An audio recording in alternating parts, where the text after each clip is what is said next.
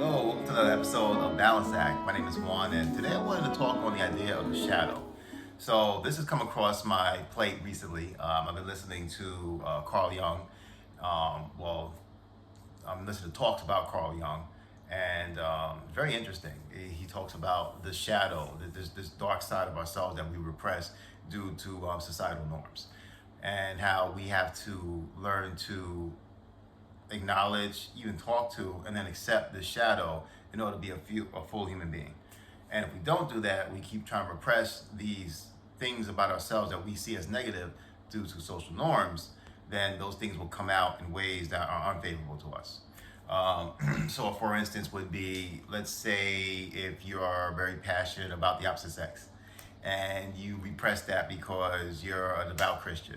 And so then it'll come out in weird ways, such as, watching pornography obsessively, perhaps masturbating obsessively, perhaps taking on secret affairs, perhaps you'll get married and then you'll cheat on your wife. You got married because it was expected of you, but you really want to be out there fucking everything, so you're out there fucking everything anyway, and your life's a miserable mess, but you keep trying to repress it. You keep trying to repress these urges of yourself, this dark side of yourself, because of the religion that you're in, and perhaps the culture that you live in, or perhaps the people who surround you. You're trying to make them happy. So you repress this side of yourself that you see as dark, and then that side of yourself doesn't go away. It just stays there. So what to do, right? What to do? Well, first of all, we are in control of ourselves. But what I was gathering from Jung is that what he's asking us to do is to accept all sides of ourselves, whether we're going to act on those sides of ourselves or not. You can accept the fact that you love the female form, you actually are passionate about women, and you want to have sex with multiple partners. Whether you're male, female, gay, or straight, that's just who you are. And to accept that, but not necessarily having to act on it. You don't have to go out there and try to, hit on everything moving. But at the same time, you can accept the fact that you kind of want to, and that's okay. And then maybe you can even look at why. Was there some kind of trauma there? Is this just something that's within you? Do you want to have multiple partners? Maybe that's just something that you desire, why you desire it. And you don't have to look at it as good or bad. Just start to question yourself. Figure out the reason why you want this thing. Because there's a reason why. There's some reason you desire this. Maybe you was exposed to sex too early, maybe through a television show, or, a friend brought up, some hardcore porn on his iPhone when he was like 7, or who knows what, perhaps you were sexually abused, maybe you was molested somehow or another by someone older when you were young, so like why? It doesn't have to be even anything negative, maybe you just had a crush on one girl and then you had a crush on another girl, and the idea of having both of them at the same time seemed great. It doesn't have to be necessarily a negative reason why you fell into whatever shadow or whatever behavior or whatever desire that you currently have that you may see as bad, but to understand why and then to explore why is really the key to understanding on not only just controlling it but accepting it, and then being in control of your actions from there. Because what's going to happen otherwise, you try to repress it, suppress it, shame yourself, resent that part of you, that part doesn't go anywhere, and you push it down like this, only for it to come out like this in the most unopportune times, like, you're married and you need to masturbate all the time, even though your wife sees it as a bad thing. Or you need to cheat. You need to go out there and cheat or buy prostitutes or whatever it is. So one thing that Carl Jung was talking about was there are several different parts of us. There's the shadow, that's the repressed side of all of the things about ourselves we don't like. Whether it is, like I was saying, like a sexual desire that we don't like, or maybe we're violent, maybe we're very angry people, maybe we like to overeat, and whatever it is. Maybe we like to curse, maybe we like to judge people, maybe we're very judgmental. We just want to repress the fact that we're judgmental. Maybe we're greedy. We're just repressing that. So that's the shadow side. Then there's the persona. Now the persona is the person that we present to the outside world. So this is who I want you to see me to be when I'm in public or when I'm interacting with you. That's the persona. It's kind of like a mask in a way. There's the ego. There's the person who we think we are. That's the ego, according to Jung.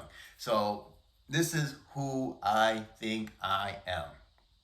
Whatever your belief is about yourself, wherever you see yourself in private, whatever thoughts you have, whatever beliefs you have, that's the ego. Okay? And the ego believes that it is the self. So that's the forefront. That's the I am one Efraim Rivera Jr., who's a certain age and who's Puerto Rican and black and who's a graphic designer who also writes, and that's the ego. Then is the self. Now the self is the true person, the true you. There's that steady, calm, silent voice within you. On the spiritual side of things, we refer to that as the spirit. As our soul, as our connection to God, as God. We refer to that as God. Perhaps that's, in a more practical way, the subconscious or the unconscious side of you, the part of you that's running your body, making your heart beat, regulating you, the part of you that's just forever wise. That's the true self. That's the self. So what Jung does is challenges us to take all of that and put all those different parts of us into agreement with each other, line them up, right? Because sometimes the ego could be way out of control and then suppresses the self. Sometimes the persona we think is the ego and then tries to disintegrate the ego, and then the persona tries to become who you are. And then the shadow will try to control you as if it's the self, because the shadow is being repressed and the shadow has different ideas for what you should be doing with your life. So it's like almost have like multiple personalities in a way, right? But we all have this. So what to do? Well, he says the key is you have to accept the shadow. And that's something I've been working on myself for the last couple of weeks as an experiment, just to see. I took the few of the talks I heard on YouTube about Carl Jung, and just try to apply the teachings that he was trying to put across rather. And so one thing that I did was I had a conversation with my shadow. So, through years of meditation now, I'm pretty good at getting in contact with deeper parts of me, and I'm not new to the concept of a shadow version of myself. So, but I talk to it in a sense of trying to figure out what is it that my shadow wants, what desires is it trying to push me towards, and why. And I'm not gonna go into too much of the deeper, darker parts of myself here, because this is obviously going out to the world. But what I will say is that there were some parts of myself that I didn't even know I was repressing. It's always amazing to me how we can be so unaware of what's going on inside of us. It's like all those feelings of discomfort, uneasiness, all of those something don't feel right kind of feelings, they're all trying to tell us something. And what they're trying to tell us is that we're out of alignment with who we really are. So one thing I used to do was that I misled myself into believing that the persona that I was putting up, and I did this out of desperation, out of survival, whatever the reasons I made up in my head, I allowed my persona to become the ego. Or at least I thought the persona was the ego, because it was very good at getting things that I wanted. So there was a point where, I guess in my early 30s, I went through a big life change. I decided to leave my wife. I became, separate from her, then eventually divorced. And also this was a time period when I was beginning to change careers. And then one career did end up ending abruptly, which then kind of catapulted me into my next career. So this was a time of huge amount of change. I moved from the Tampa Bay area to the Fort Lauderdale area. I moved back in with my mother, which was crazy because I've been I've been an independent adult since I was 26. Now here I am 32, 33, and moved back in with my mother. I had a family, 2 cars, a career, take care of business, and go back to mom's. So I became very afraid, very desperate. I also saw an opportunity for me to do something I wanted to do, which was have a career in art. Thank God I have now. But at the time, it was, I didn't know. I didn't know. I was scared to death of having to go back into retail, which I was considering because I knew I could make decent money going back into retail, or I could chase after this dream. And so I did the thing. I chased after the dream. And at the time, I even seemed irresponsible. I had two young children. I was a single father essentially, and here I am trying to be an artist. What the fuck are you doing, bro? So I did it though, and I was successful at it. Thank God. But I was so afraid that this natural thing that we do, where we to get along in society, we have certain social etiquette, we have a certain way of presenting ourselves. Like my mom said, we put clothes on in the morning, and then that's the idea of this persona. This idea of presenting ourselves to society in a certain way. Otherwise, we go around there bug ass naked and not care.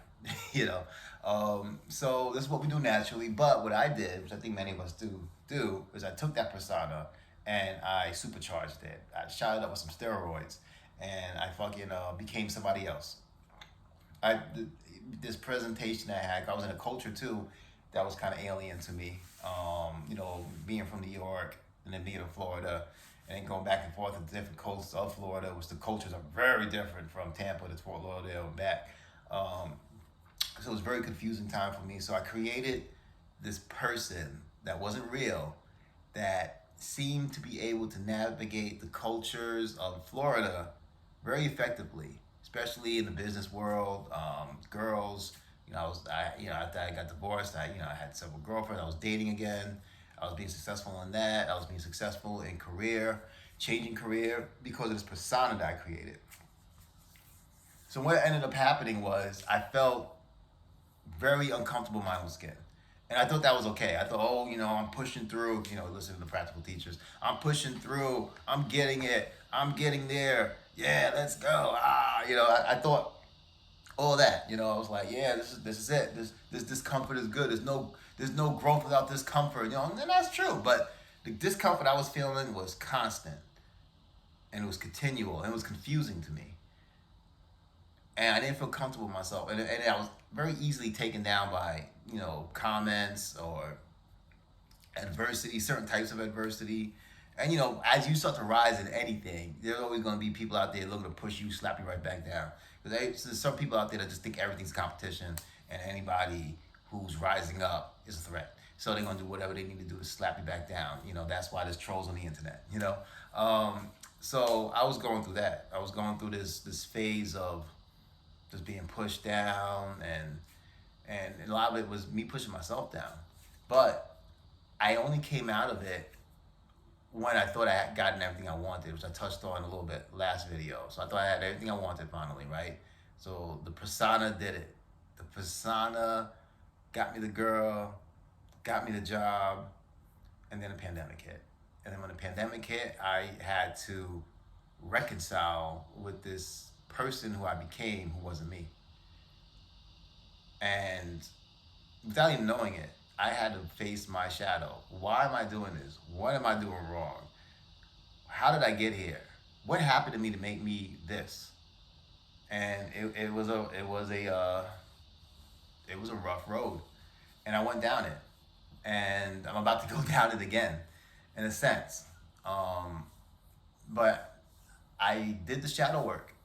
I went in deep in myself, and I saw some ugly things recently, and the only way to truly face the shadow is you have to have a conversation with it. How do you do this? Well, one way you can do this is by simply going to meditation and then feeling that discomfort, that anger, that resentment, that shame, wherever it is, and focus on it. Focus on the feeling, where it's located in your body. Then you simply ask, why am I feeling this way? You ask yourself that, why am I feeling this way? And if you get an answer back, that's the shadow. I know it sounds weird, right? But you'll hear it. You'll hear the answer back. That's the shadow. Have a conversation with it. Talk to it. Maybe even imagine yourself. Imagine yourself in a room, in a dark room, or you're on a stage and the audience is dark. And then talk out to the audience. Say, okay, who out there is allowing us to continue to be an alcoholic? Who's out there trying to get us to keep drinking? And why? It may not be no answer at all, but just be calm, don't force it, and then allow yourself to answer back to yourself. And you'll be surprised at what you might hear. And be almost like having a conversation with a different person. But talk to them. See why they're driving you to alcoholism, why they're driving you to sex addiction, why they're driving you to smoke weed all day long, play video games all day long. Why is it holding you back from the career that you want? Why is it difficult for you to go out there and socialize? Like, what are you, because chances are it's trying to protect you from something. So what are you trying to protect me from? And it's usually some kind of past trauma you haven't dealt with. So this is how you tackle the shadow. And then once you do tackle the shadow, you figure out what is holding you back and why. Accept it. Accept the shadow. Accept this dark side of yourself. Feel it. Feel the nastiness, feel the ickiness, feel the pettiness of it all. Feel it and accept it. This is me. This is who I am. That's why when you go to like a 12-step meeting, famously they always admit to what they are. Hi, my name is Joe, I'm an alcoholic. Hi, my name is Joe, and I'm a sexaholic. Hi, my name is Joe, and I'm addicted to narcotics. Or whatever it is, So you have to admit to yourself the deepest, ugly, darkest parts of yourself. Accept them. And once you do, then you can look at the ego. What's the ego doing? Then you can look at the persona. How am I presenting myself to the world? And is this the way I want to present myself? Am I comfortable with this? And do I understand that how I'm presenting myself may not necessarily be who I truly am? And then, what I would recommend is through daily meditation, daily silence, get in contact with the self. And the self is you, because it's like you're talking to God. The self is God. It's the God within you. And the self is the still, quiet voice that will lead you to the correct path that you want to be on. So do the shadow work. Do some research on it. Carl Jung. I listen to a talk where Alan Watts talks about Carl Jung and the shadow work. Very, very good talk. You can find on YouTube. Time to do the work. It's time to go to work. Good luck with that. May you find your balanced path between the metaphysical and the practical teachings of this world, and find your own balanced path to your own wellness and happiness. Thank you again for listening.